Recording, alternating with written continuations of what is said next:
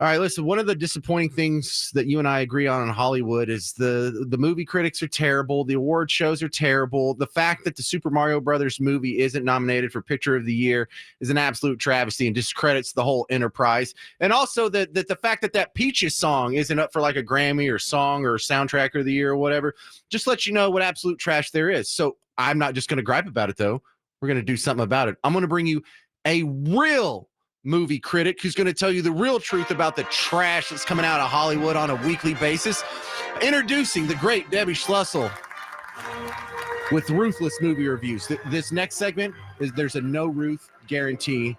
Welcome, Debbie, to your first episode. Thank you. I love hearing that. I love the Ruthless.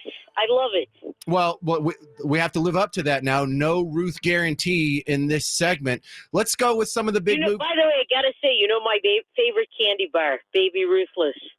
But try the veal. I'll be here all week. Yeah, I don't think they like that one. All right. So the first movie I want to touch on this weekend is Night Swim. What is Night Swim? Is that the promos I've been seeing for the Scary movie? Is that what this one is? So it's supposed to be scary. It was not scary. All right. So the movie stars a Nepo baby, Wyatt Russell, who is Kurt Russell and Goldie Hawn's son.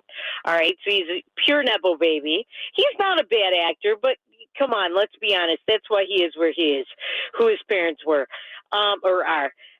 This movie, he plays a father who was a Milwaukee Brewer, but he gets sick and he can't play baseball anymore.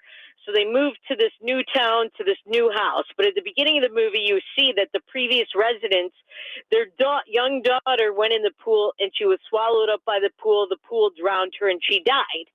And then we come to find out that the pool is haunted. All right. And then soon we find out that the water in the house is haunted. It's just so pointless. And the pool apparently kills and drowns people. I just didn't find it scary. The whole thing was dumb. The ending was incredibly stupid and there was no payoff. It was just like it fell flat. And it reminded me of, I'm kind of aging myself saying this, but in the late 70s or early 80s, I saw this TV movie starring Parker Stevenson and Lisa Albacker called This House Possessed. And that movie was really cheesy and bad, but this movie makes that movie look like a masterpiece. Wait, am I to understand the antagonist, the bad guy in this movie is water? Water and the pool.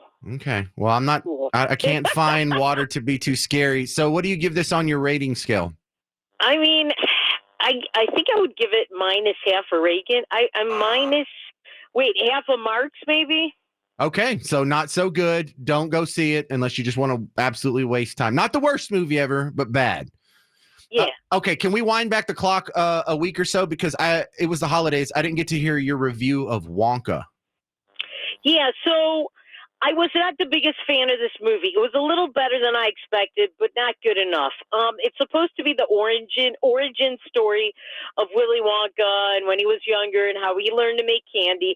But there's really very little origin story. It's really more like when he came to London. It's apparently London, but it has a police officer with a thick New York accent, and he's fighting the owners of the three major candy companies who want to keep him out of business, and he's also fighting the owner of this laundry house that made him sign an agreement to stay there that makes him in servitude for almost life.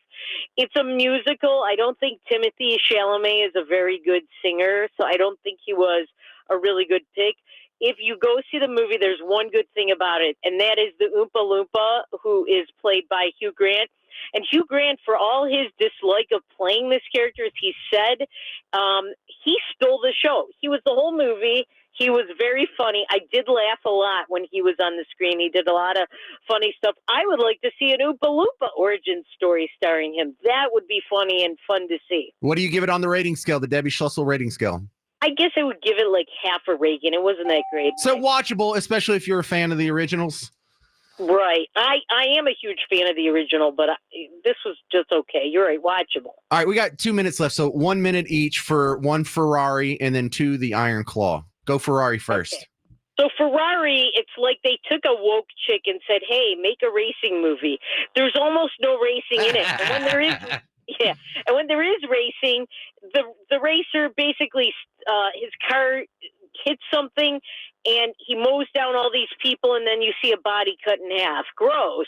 I don't want to see that in a racing movie. There was very little racing, and then the rest of it was all about it. What a creep this guy Ferrari was, Enzo Ferrari, and how he treated his wife horribly, and how he had a mistress and a son with her, and his son with his wife died, and he wasn't a nice guy. Wait, didn't we just do this last year, or year before, with Ford versus Ferrari? That was a great movie. That was a much better movie. That was a racing movie. That's what this movie should have been. So also the Italian accents in this movie are terrible. All right, so what is long, slow, and boring? On the rating scale?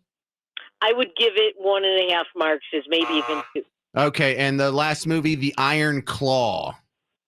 So I expected to love this movie, and I have to be honest, I hated it. It's very dark and depressing. Yeah, it's a real life story. This is real life family, the Von Erich family. I actually like them. They have an interesting story. They built wrestling into a big deal. They're very pro-Israel. They're actually in Israel right now to help raise money for victims of October 7th terrorism by Hamas. No kidding.